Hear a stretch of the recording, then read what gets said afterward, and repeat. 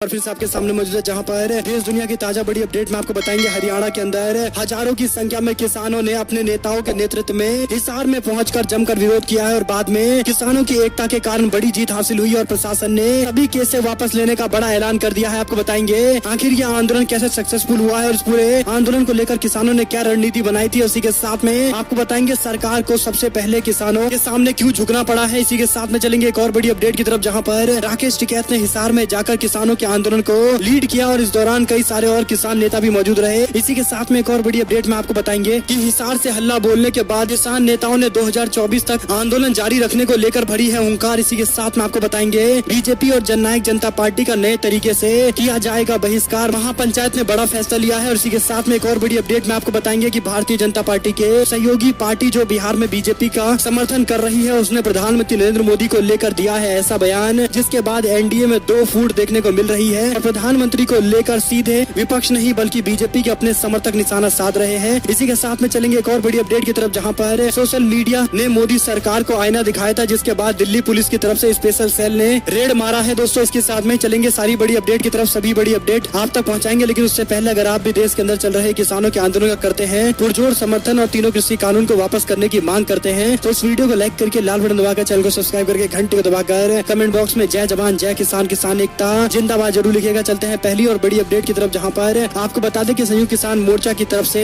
जारी प्रेस विज्ञप्ति में कहा गया कि मुख्यमंत्री खुद अगर किसानों के खिलाफ बयानबाजी व मुकदमे बंद नहीं करेंगे तो कोरोना का सही ढंग से नियंत्रण नहीं करेंगे तो किसान इसी तरह से सड़कों पर उतरकर लगातार विरोध करेंगे। हरियाणा के हिसार में किसानों के प्रदर्शन के दौरान एक किसान की मृत्यु की खबर भी सामने आ रही है। मरने वाले किसान की पहचान हिसार के एक किसान के रूप में की गई है जिनकी उम्र 70 साल बताई गई है। आपको बता दें कि इस मीटिंग में संयुक्त किसान मोर्चा के वरिष्ठ नेता मौजूद रहे, जहां पर इससे पहले संयुक्त किसान मोर्चा ने ऐलान किया था कि 24 तारीख को हिसार के अंदर जिला प्रशासन के खिलाफ आंदोलन किया जाएगा और इसी के मद्देनजर 24 तारीख यानी बीते दिन बड़ी संख्या में किसान हिसार की तरफ अपने अपने इलाकों से रवाना हुए और बड़ी संख्या में किसानों के आने के बाद प्रशासन को आखिरकार झुकना पड़ा है और प्रशासन ने किसानों की मांगे पूरी कर ली है। शहीद हुए किसान रामचंद्र के परिवार के योग्य सदस्य को जिला प्रशासन द्वारा सरकारी नौकरी दी जाएगी। किसानों की गाड़ियां जो पुलिस द्वारा तोड़ी गई है और प्रशासन उसको ठीक कराएगा। संयुक्त किसान मोर्चा की तरफ से जारी प्रेस विज्ञप्ति में कहा गया है कि अगर मुख्यमंत्री खुद किसानों की बयानबाजी व झूठे मुकदमे किसानों पर करना बंद करे व कोरोना को सही ढंग से नियंत्रण करे, नहीं तो किसान इस तरह का आंदोलन प्रदेश भर के अंदर लगातार जारी रखेंगे। वहीं पर हरियाणा के मुख्यमंत्री और उप मुख्यमंत्री समेत तमाम बीजेपी और जननायक जनता पार्टी के नेताओं ने ही किसानों को इस तरह के आंदोलन के लिए प्रेरित किया है। आपको बता दें कि किसानों ने स्पष्ट तौर पर कह दिया कि सरकार और पार्टियों की तरफ से जो कार्यवाहियां की जा रही है उसके बाद से ही किसान इस तरह के फैसले लेने को मजबूर हैं और बड़े आंदोलन करने को मजबूर हैं। एक और बड़ी अपडेट की माने तो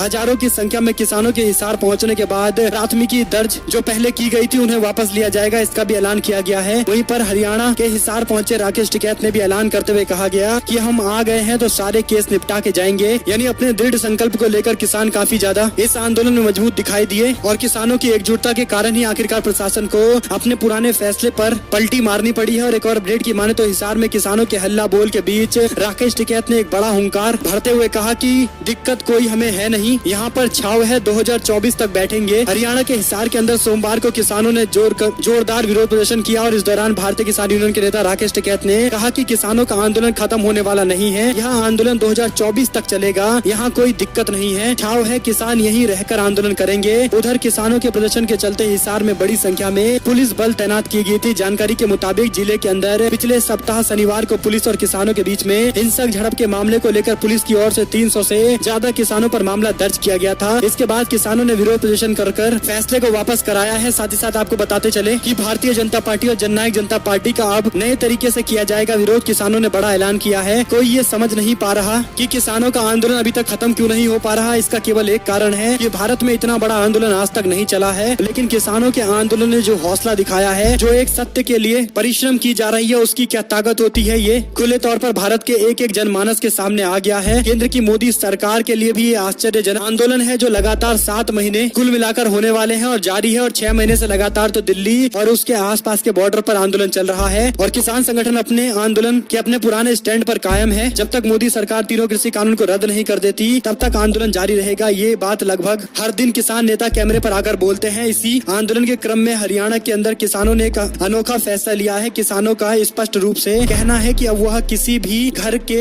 अपने बेटे या बेटी की शादी उन लोगों से नहीं करेंगे जिसका जननायक जनता पार्टी और भारतीय जनता पार्टी से संबंध है। हरियाणा के जिंद के खटकल टोल प्लाजा पर किसानों ने ऐलान किया है कि अब हम जब भी किसी के घर में अपने बेटी का रिश्ता ले जाएंगे, उनसे बातचीत करेंगे, वहाँ सबसे पहले ये सवाल पूछेंगे कि क्या आपके परिवार का कहीं दूर दूर तक भाजपा और दुष्यंत चौटाला की पार्टी जननायक जनता पार्टी का कोई समर्थक है या नहीं है। अगर ऐसा नहीं होगा तो ही आगे बातचीत की जाएगी। अगर ऐसा होता है तो अपने बच्चों की शादी वैसे घरों में नहीं करेंगे। इसी के साथ में यह फैसला रविवार को हुआ है। इस दौरान खटकल टोल प्लाजा के खेड़ा खाप के प्रधान किसान मोर्चा के सदस्य सतबीर सिंह पहलवान ने लोगों के बीच अपनी बातचीत रखते हुए प्रस्ताव भेजा है। वहीं पर मौजूद सभी लोगों ने इस पर अपनी राय स्पष्ट कर दी है। एक और अपडेट की माने तो बिहार के अंदर एनडीए गठबंधन के सहयोगी पार्टी जीतन राम मांझी की पार्टी ने प्रधानमंत्री नरेंद्र मोदी को लेकर एक निशाना साधा है। आपको बता दें कि बिहार में एनडीए सहयोगी हिंदुस्तान अवाम मोर्चा के प्रमुख जीतन राम मांझी के सियासी सुर अक्सर बदलते रहते हैं। कभी वह एनडीए सरकार के पक्ष में तो कभी विरोध में बयानबाजी करते रहते हैं और सुर्खियों में आते रहते हैं। हाल ही में उन्होंने बिहार के अंदर नीतीश कुमार सरकार द्वारा कोरोना संक्रमण को कंट्रोल किए जाने को लेकर उठाए गए कदमों की तारीफ की है। अब कोरोना महामारी को लेकर उन्होंने मोदी सरकार पर निशाना साधा है। बिहार के पूर्व मुख्यमंत्री और हिंदुस्तान अवाम मोर्चा के अध्यक्ष जीतन राम मांझी ने बिना नाम लिए हुए देश के प्रधानमंत्री को आड़े हाथ लिया है। दरअसल कोरोना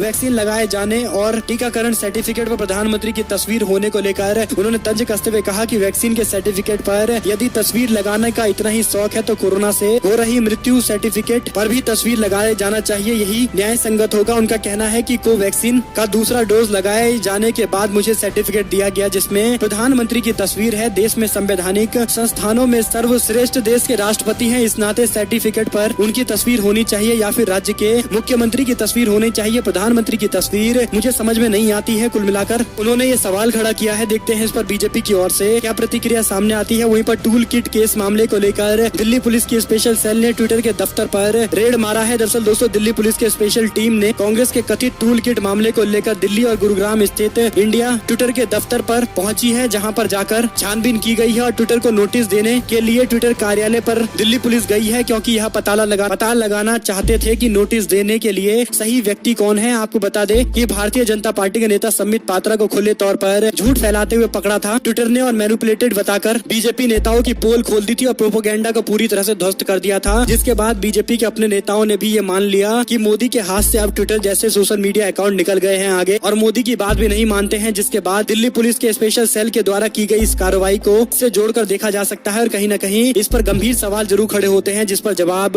केंद्र की नरेंद्र मोदी सरकार को देना चाहिए कि क्या इस तरह की नोटिस देने के लिए दिल्ली और गुरुग्राम स्थित ट्विटर के दफ्तर पर जाना सही है कोरोना के टाइम में, जबकि नोटिस तो ऑनलाइन भी दिए जा सकते हैं। यानी कई सारे सवाल है जिस पर जवाब देना बहुत जरूरी है और कहीं न कहीं एक प्राइवेट कंपनी पर दबाव बनाने के लिए क्या इस तरह के हथकंडों का इस्तेमाल किया जा रहा है, ये कई सारे सवाल है जिस पर स्पष्टीकरण आना चाहिए। वहीं पर संघ को बीजेपी की चिंता सता रही है। मोदी शाह की मीटिंग में छवि सुधारने पर राजनीति पर रणनीतियां बनाई जा रही है। आपको बता दें कि देश में कोरोना से लगातार मृत्यु हो रही है। वहीं पर उत्तर प्रदेश में अगले साल होने वाले विधानसभा चुनाव को लेकर संघ फिक्रमंद है। इसी को लेकर संघ ने रविवार को एक मीटिंग में प्रधानमंत्री नरेंद्र मोदी, गृह मंत्री अमित शाह और भाजपा के राष्ट्रीय अध्यक्ष जेपी नड्डा भी शामिल हुए। बैठक में उत्तर प्रदेश के अंदर कोरोना के प्रभाव और इसके चुनाव पर होने वाले असर को लेकर चर्चा की गई है। न्यूज वेबसाइट एनडीटीवी के सूत्रों के हवाले से आ रही रिपोर्ट ने बताया है कि दिल्ली के अंदर हुई इस बैठक के अंदर पार्टी और संगठन स्तर पर बड़े फैसले लिए जा सकते हैं ताकि उत्तर प्रदेश में होने वाले चुनाव से पहले पार्टी की छवि को नुकसान की भरपाई की जाए। इस बैठक में संघ के दत्तात्रेय होश बोले, उत्तर प्रदेश के संगठन प्रमुख सुनील बंसल भी शामिल हुए। सूत्रों के मुताबिक कोरोना के चलते बीजेपी की छवि और प्रधानमंत्री नरेंद्र मोदी ने जिस तरह से कोरोना के पीक टाइम पर दीदी और दीदी वाला बयान देते हुए जनता की चिंता किए बिना चुनाव की चिंता की थी, उसके बाद से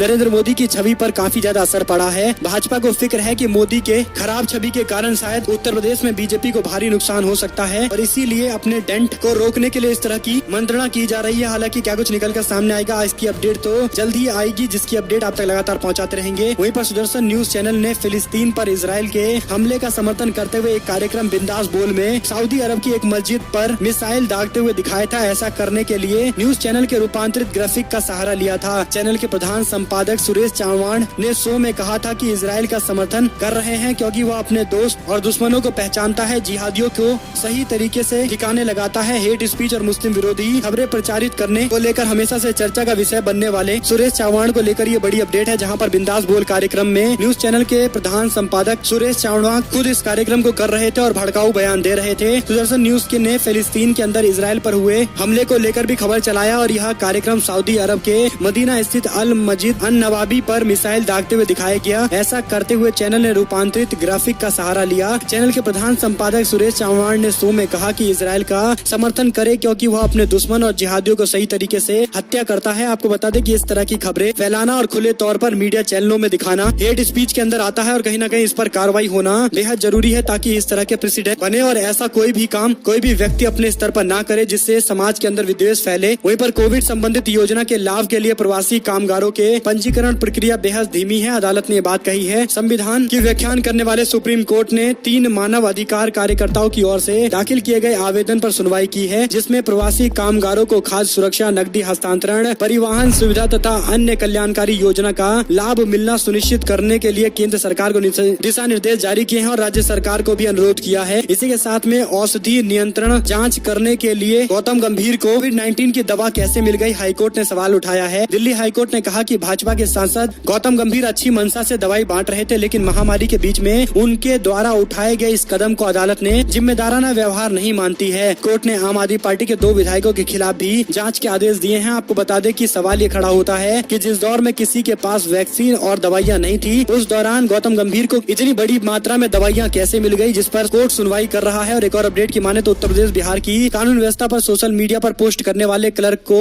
निलंबित कर दिया गया है। मामला गाजियाबाद का है, जहां पर राजस्व विभाग के एक लिपिक ने व्हाट्सएप स्टेटस पर उत्तर प्रदेश और बिहार में जंगल राज होने का आरोप लगाते हुए लिखा कि राष्ट्रपति रामनाथ कोविंद अपने पूर्ववर्तियों के आर नारायण की तरह ठोस कदम उठाए और जिला प्रशासन से उनके खिलाफ विभागीय जाँच के भी आदेश दिए गए हैं। इसी के साथ में एक और अपडेट है, जहाँ पर पुख्ता तौर पर नहीं कह सकते कि कोरोना की तीसरी लहर का असर बच्चों पर ही ज्यादा होगा। एम्स के डायरेक्टर ने ये बात कही है। दिल्ली के स्थित एम्स के डायरेक्टर डॉक्टर रणदीप गुलेरिया ने कहा कि कोरोना से संभावित तीसरी लहर को लेकर जहां पर एक और तैयारी पूरी कर ली गई है, वहीं पर यह नहीं कहा जा सकता कि इस लहर के कारण बच्चों को काफी ज्यादा मुश्किलों का सामना करना पड़ेगा। रणदीप गुलेरिया ने कहा कि पिछली दोनों लहरों में बच्चों के माइल्ड केस आ रहे थे, वहीं पर वायरस वही है। ऐसे में कहना होगा कि अगली वेव में बच्चों में सीरियस केस होंगे या डेथ होगी, ये कहना काफी मुश्किल है। एक और अपडेट की माने तो मध्य प्रदेश में कोविड के इंडियन वेरिएंट संबंधित बयान को लेकर कांग्रेस पार्टी के नेता कमलनाथ के खिलाफ केस दर्ज किया गया है। मध्य प्रदेश भारतीय जनता पार्टी के प्रतिनिधि मंडल ने शिकायत करते हुए ज्ञापन में कहा कि कमलनाथ ने 22 मई को कहा था कि दुनिया में कोरोना फैल रहा है, अब उसे इंडियन वेरिएंट कोरोना के नाम से भी जाना जा रहा है। वहां पर जनता को भ्रमित कर देश के अंदर अंतर्राष्ट्रीय स्तर पर बदनाम किया जा रहा है। उन्होंने झूठा आरोप लगाया कि लाखों लोगों की मौत का आंकड़ा छुपाया जा रहा है, जिस पर कमलनाथ के खिलाफ ये मामला दर्ज हुआ है। देखते हैं कांग्रेस पार्टी इस पर क्या रिस्पॉन्ड करती है। वहीं पर चलते हैं एक और बड़ी अपडेट की तरफ, जिसमें उड़ीसा और आंध्र प्रदेश को 600 करोड़ रुपए मिले तो बंगाल को केवल 400 करोड़ रुपए क्यों मिले? ममता बनर्जी ने सवाल उठाया है। चक्रवाती तूफान यास आज बंगाल के तट पर दस्तक दे सकता है, यह बारिश के साथ सामने आ सकता है। इसके चलते मुख्यमंत्री ममता बनर्जी ने कैबिनेट और अधिकारियों की बैठक बुलाई है। तूफान में समीक्षा बैठक हुई। केंद्रीय मंत्री गृह मंत्री अमित शाह ने तूफान पर समीक्षा बैठक बुलाई थी। वीडियो कॉन्फ्रेंसिंग के जरिए उड़ीसा, आंध्र प्रदेश, पश्चिम बंगाल के मुख्यमंत्री और अंडमान निकोबार द्वीप समूह के उपराज्यपाल के साथ साथ बैठक में चक्रवात को लेकर बातचीत की गई है। सीएम ममता बनर्जी ने कहा कि एनएचए ने ओडिशा और आंध्र प्रदेश को 600 करोड़ रुपए अग्रिम राहत का आश्वासन दिया है, जबकि पश्चिम बंगाल को 400 करोड़ रुपए देने का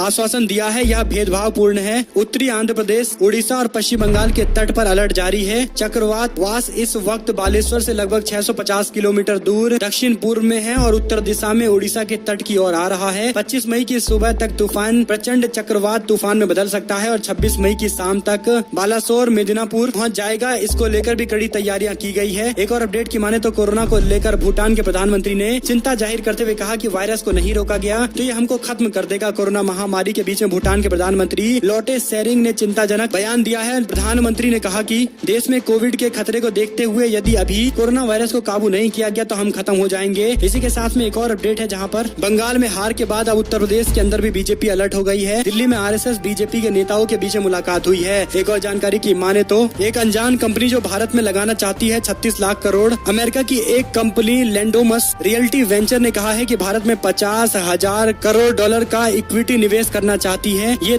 सब दावे कंपनी ने देश के कई प्रमुख अखबारों में 24 मई यानी बीते दिन हजारों करोड़ रुपए खर्च करके विज्ञापन के तौर पर दिए हैं। कंपनी ने अखबारों में विज्ञापन दिया है। प्रधानमंत्री नरेंद्र मोदी से अपील की है और कहा है कि वो भारत के नेशनल इंफ्रास्ट्रक्चर पाइपलाइन में 50,000 डॉलर का निवेश करना चाहती है। और एक और जानकारी की माने तो सीएम शिवराज सिंह चौहान का सोनिया गांधी से सवाल, कहा आखिर धृतराष्ट्र बनकर तमाशा क्यों देख रही हो। और एक और जानकारी की माने तो हिसार में किसानों के हल्ला बोल के बाद मिली सफलता के बाद अब किसान एक बार फिर से दिल्ली बॉर्डर पर पहुंच गए हैं। कल एक बड़ा प्रदर्शन होने वाला है और इसी के साथ में आरएलडी की राष्ट्रीय कार्यकारिणी की बैठक आज होगी। कौन होगा मुखिया, इसको लेकर चयन किया जाएगा। जयंत चौधरी पर सबकी निगाहें टिकी हुई है। पश्चिम बंगाल के अंदर राजनीतिक तौर पर बड़े नेता और किसानों के नेता अजीत सिंह के निधन के बाद राष्ट्रीय अध्यक्ष का पद खाली हो गया है। इसको लेकर हमने राष्ट्रीय लोक दल के राष्ट्रीय महासचिव त्रिलोक त्यागी से बातचीत की है और पूछा कि कुर्सी का अगला दावेदार कौन होगा। त्रिलोक त्यागी ने कहा कि 25 तारीख को राष्ट्रीय कार्यकारिणी की बैठक है, क्योंकि कोरोना का भी प्रकोप है, इसे देखते हुए वर्चुअल मीटिंग की जाएगी। कार्यकारिणी की बैठक में पता चल जाएगा कि आखिर इस पद पर कौन दावेदार है। माना जा सकता है कि अजीत सिंह के बाद जयंत चौधरी पद संभाल सकते हैं, लेकिन दूसरे किसी को भी बनाए जाने को लेकर चर्चाएं हैं। एक और अपडेट की माने दोस्तों तो सिद्धू का ऐलान, कहा राष्ट्रव्यापी किसान आंदोलन दिवस के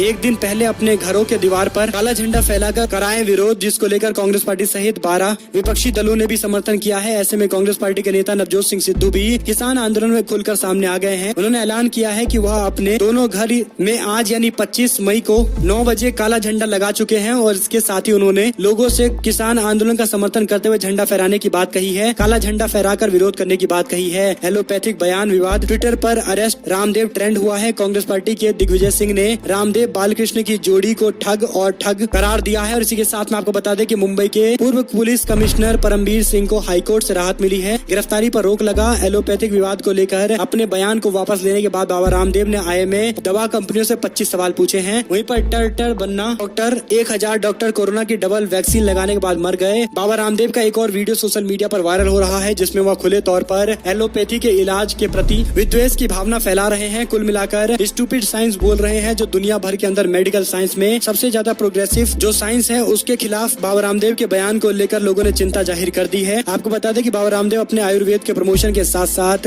एलोपैथिक के विरोध में भी उतर गए हैं, जो कहीं न कहीं एक नेगेटिव कैंपेन के तौर पर नजर भी आता है। और ऐसे में एक और जानकारी की माने तो मुख्यमंत्री को स्वामी ने सलाह देते हुए कहा कि सब लोग मिलकर वैक्सीन ऑर्डर करो और बिल मोदी सरकार को भेज दो। यानी 18 वर्ष से ज्यादा लोगों को वैक्सीन लगाने को लेकर सरकार ने इजाजत तो दे दी है, लेकिन अब ये ठीक रहा, राज्य सरकारों पर फोड़ा गया है कि वो 18 से बड़े लोगों के वैक्सीनेशन के प्रोग्राम को इंश्योर करे। मोदी साहब पर भड़के एक्टर बोले लोग मर रहे हैं और बेशरम यूपी चुनाव पर मंथन कर रहे हैं। तो ये सारी बड़ी अपडेट है जिसकी जानकारी हमने आप तक पहुंचा दी है। अगर आपको एक भी खबर अच्छी लगी हो तो इस वीडियो को लाइक करिएगा, लाल बटन दबाकर चैनल को सब्सक्राइब करिए, घंटे दबाए हमारे साथ लगातार बने रहिए। जुड़ने से दोस्तों का बहुत बहुत धन्यवाद। आप लोग देख रहे थे आपको अपने चैनल जय हिंद जय भारत मातरम।